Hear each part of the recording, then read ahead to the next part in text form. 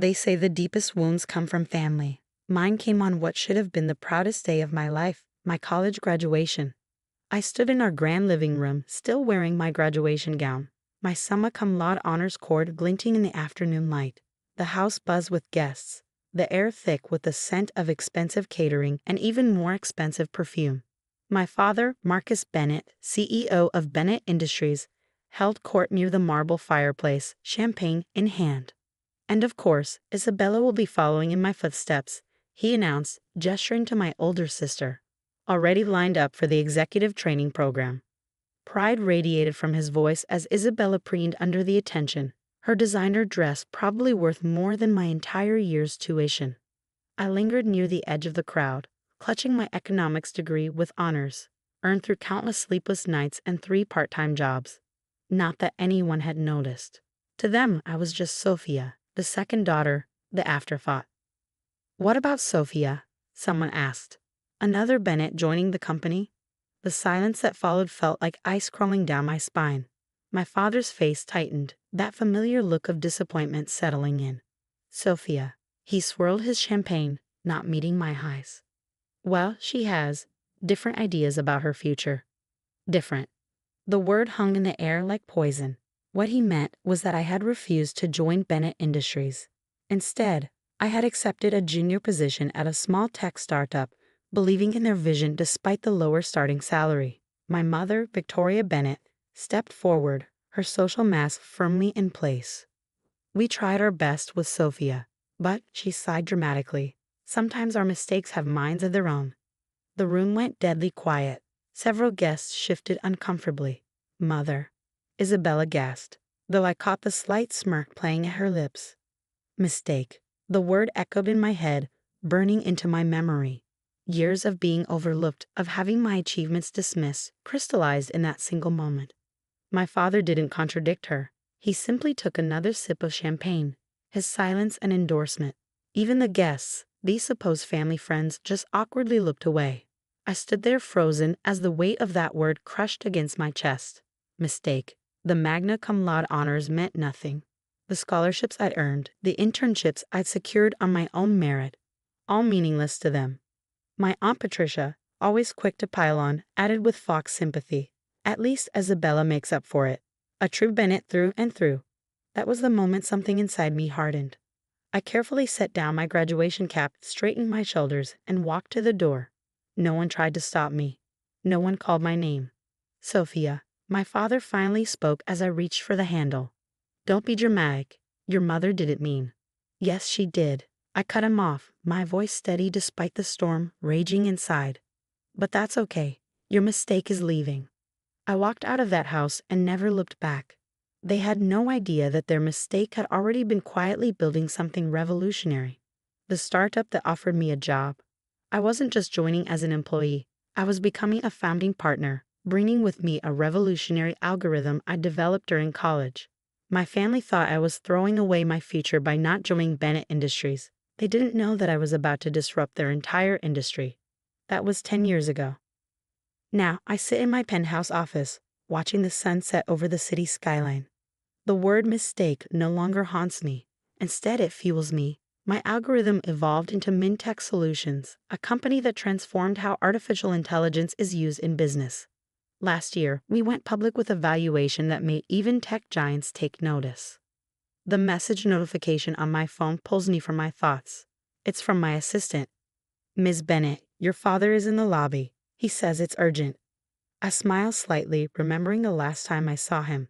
The great Marcus Bennett would never come to my office unless something was terribly wrong. After 10 years of silence, of pretending I didn't exist, he's here. And I know exactly why. Bennett Industries is failing. Their outdated technology can't compete in today's market. Their stock has been plummeting for months. They need a miracle. They need me. The mistake has become their last hope. I press the intercom, send him up. It's time to show them exactly what their mistake has become. But first, let them wait. Just like I did, all those years ago, waiting for their approval that never came. I turned back to the window, watching my reflection in the glass. The scared graduate in a polyester gown is gone, replaced by a woman in a tailored suit, CEO of a billion-dollar company.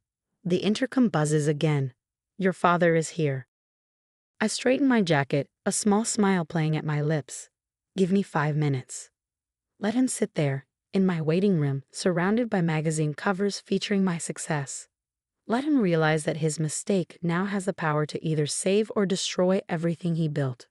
Sometimes the best revenge isn't serving cold justice, it's becoming exactly what they said you couldn't be. And I've become so much more than they ever imagined. I let exactly 7 minutes pass before opening my office door.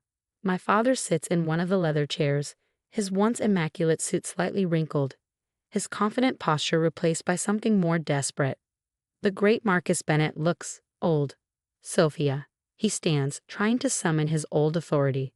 But in this office, my office, that power doesn't exist. Father.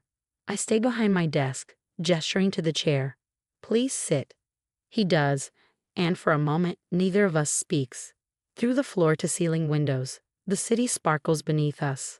My empire, built without his name or connections.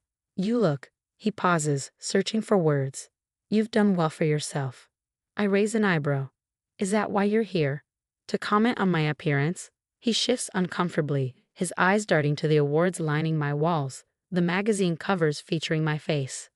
The latest one reads, Sophia Chen, the woman revolutionizing AI, Mintech's $12 billion innovation.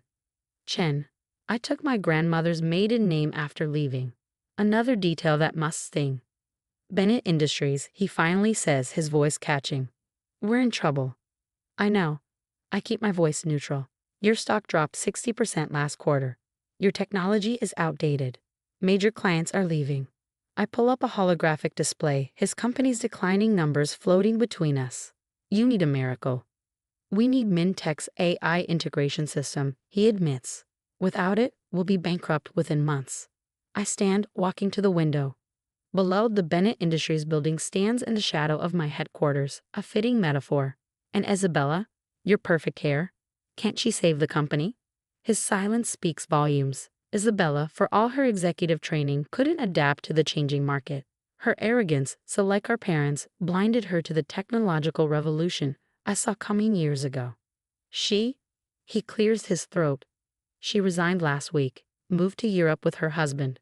Of course she did. Isabella always knew how to abandon a sinking ship. Mother must be devastated, I say, not bothering to hide my sarcasm. Her perfect daughter, leaving her to deal with her.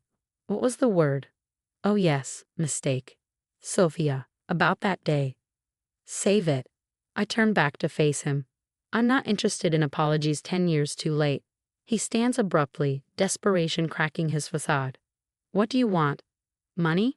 A position on the board? Name your price. I laugh, the sound sharp in the quiet office. Money? Father, look around. I have more money than Bennett Industries ever had. My company's market cap is 12 times yours. Or rather, what's left of yours. Then what? His voice rises. What do you want? Nothing. I sit back down, perfectly calm. I don't want anything from you, not anymore. We'll lose everything, he whispers. The company, the house, our reputation. Your mother, this will destroy her. Like you tried to destroy me. He flinches. I pull out a folder, sliding it across the desk. But unlike you, I'm not cruel. Inside is an offer. Mindtech will acquire Bennett Industries, will integrate your remaining viable technology, retain 60% of your workforce, and provide you and mother with a comfortable retirement package. His hands shake as he opens the folder. This is a hostile takeover. No, Father. This is mercy. I stand again, my heels clicking on the marble floor as I walk around the desk. You have 24 hours to accept. After that, I'll offer the same deal to your board directly. They'll accept it, with or without your approval. You do this to your own family? Family? I lean against my desk, looking down at him. You made it very clear I wasn't family. I was a mistake, remember? He stares at the papers, decades of pride warring with desperation. And if I sign? Then the Bennett name survives, albeit under the Mindtech umbrella. You and mother keep your social standing, your country club memberships, your comfortable lifestyle. I smile slightly, without the power you're so accustomed to. The sun has fully set now, the office illuminated by the city lights below. In their glow, I see the moment my father finally understands. His mistake didn't just succeed, she surpassed everything he ever built. You planned this, he says slowly. All of it. No, father. You did. The moment you and mother decided I wasn't good enough, you set this in motion. I walked to the door, opening it. 24 hours. Choose wisely. He stands, clutching the folder like a lifeline. At the door, he pauses. Your mother, she wants to see you. No, my voice is firm. The only contact from now on will be through lawyers. That's the price of your mistakes, not mine. After he leaves, I pour myself a glass of whiskey, the same brand he used to celebrate Isabella's achievements with. The irony doesn't escape me. My phone buzzes, a message from my head of acquisitions. Bennett Industries board is already calling. They want to know if we'll negotiate separately. I smile, remembering all the family dinners where I sat silently, watching them praise Isabella while ignoring my existence. The graduation party where they called me their mistake. The years of doubt and pain their words carved into my soul. Tell them we'll talk tomorrow, I reply. After Marcus Bennett learns what it feels like to be powerless in his own company. Standing at my window, watching the city I now helped shape, I raise my glass in a silent toast. The mistake they tried to erase now controls their fate. The daughter they dismiss now decides their future.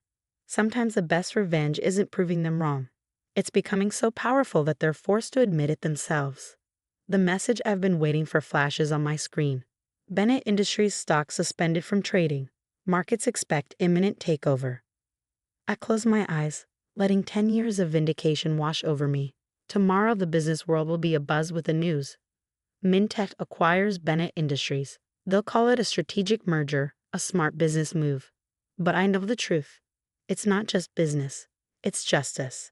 And justice, like revenge, is best served by success. I pick up my phone, sending one final message to my father's number. The mistake says goodbye. Then I block his number, turn back to my empire, and finally completely let go of the girl who once desperately sought her family's approval.